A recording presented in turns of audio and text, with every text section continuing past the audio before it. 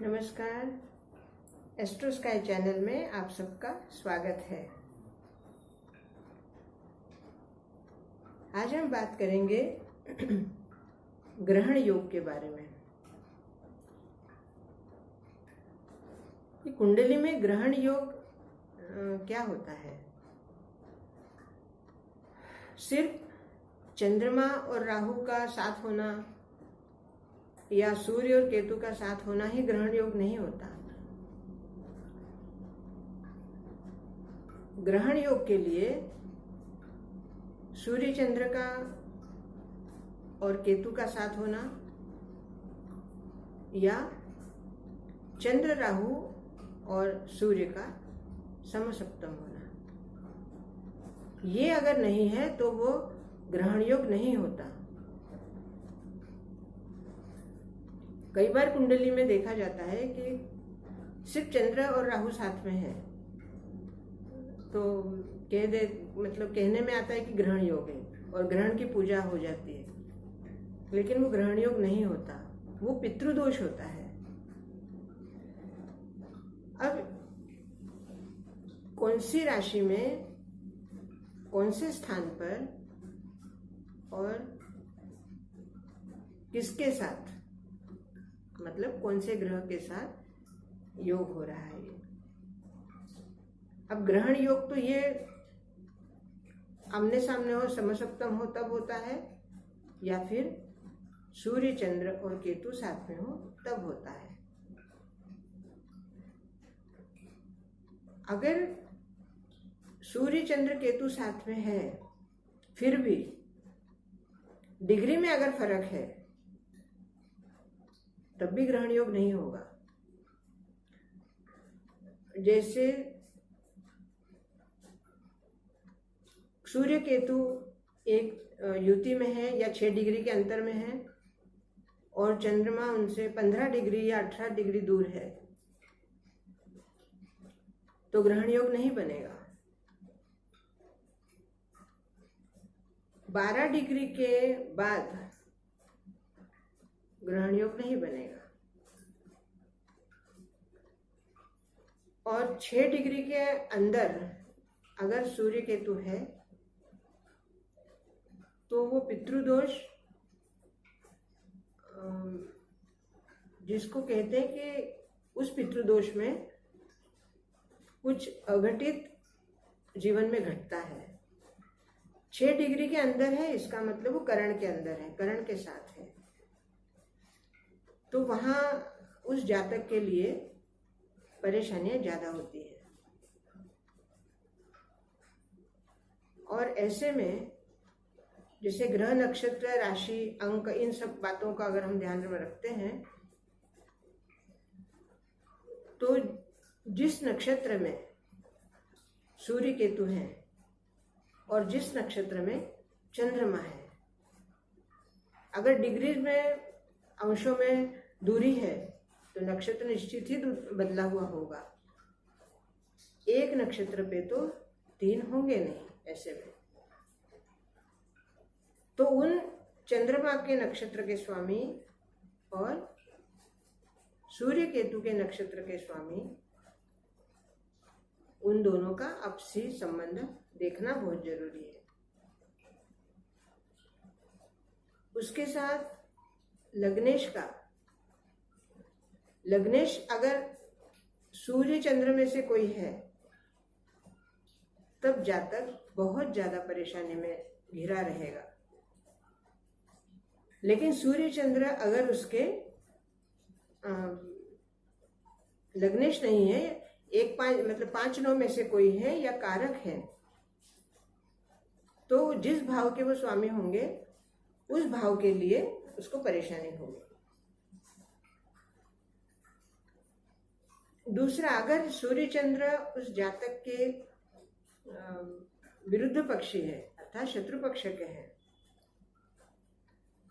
और केतु, जो कि केतु के लिए कहा जाता है कि वो मंगल का प्रतिनिधित्व करता है,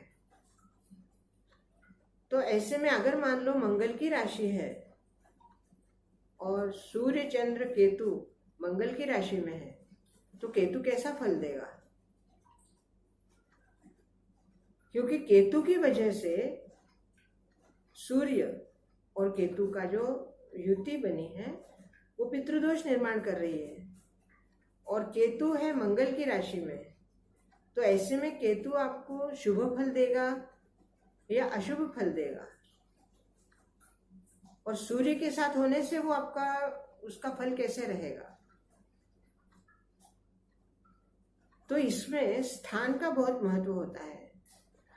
अगर ये तीनों ग्रह स्थान बली हैं और लग्नेश के मित्र हैं तो ये लग्नेश के लिए बहुत अच्छा शुभ योग निर्माण करेंगे, पितृदोष होने के बावजूद भी। क्योंकि ये पितृदोष स्थान बली होने से उस जातक के लिए कहीं ना कहीं अवसर निर्माण करता है, और वो अवसर उस जातक के लिए शुभ फल देता है। ये धारणा बन चुकी है कि पितृदोष है, इसका मतलब परेशानी ही होगी, लेकिन ऐसा नहीं होता। सभी पितृदोष या सभी कालसर्प दोष, कालसर्प योग दोष बुरे नहीं होते हैं। हाँ, उनमें कुछ अंशात्मक अड़चने आती हैं, अंशात्मक उन्हें कहीं ना कहीं तकलीफों का सामना करना पड़ता है, लेकिन फिर भी उनके शुभ फल अवश्य मिलते हैं।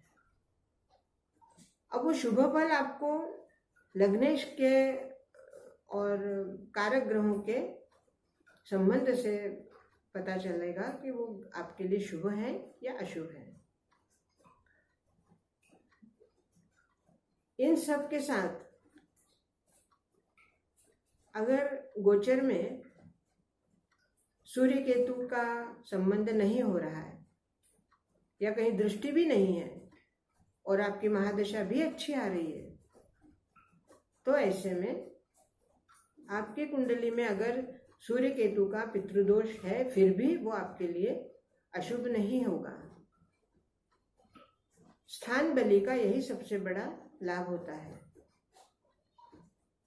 केतु कहीं ना कहीं आपके आध्यात्मिक विचारों को बल देता है,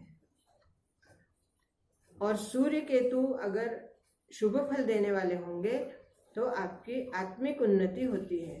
आपको अध्यात्म में आपका आत्मबल बढ़ेगा, आध्यात्मिक मार्ग आपका प्रज्वल रहेगा और उसी में आपका ध्यान लगेगा। कहीं ना कहीं आप साधना में जाते हैं, साधनारत रहते हैं, क्योंकि अगर स्थान बली सूर्य केतु है तो निश्चित उसके ऊपर राहु की दृष्टि तो आ ही रही है, क्योंकि सूर्य राहु और केतु हमेशा समसप्तम रहते हैं, तो राहु की दृष्टि तो है ही। ऐसे में अगर राहु के साथ शनि भी आ जाए तो क्या हो? शनि राहु का भी पितृदोष हो गया, सूर्य केतु का भी पितृदोष हो गया, लेकिन फिर भी शुभ फल कैसे मिल रहे हैं?